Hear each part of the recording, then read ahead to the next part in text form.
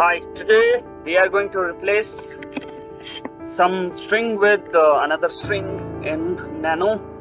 So the command is as follow. We have to type Nano, the file name where the text we want to replace.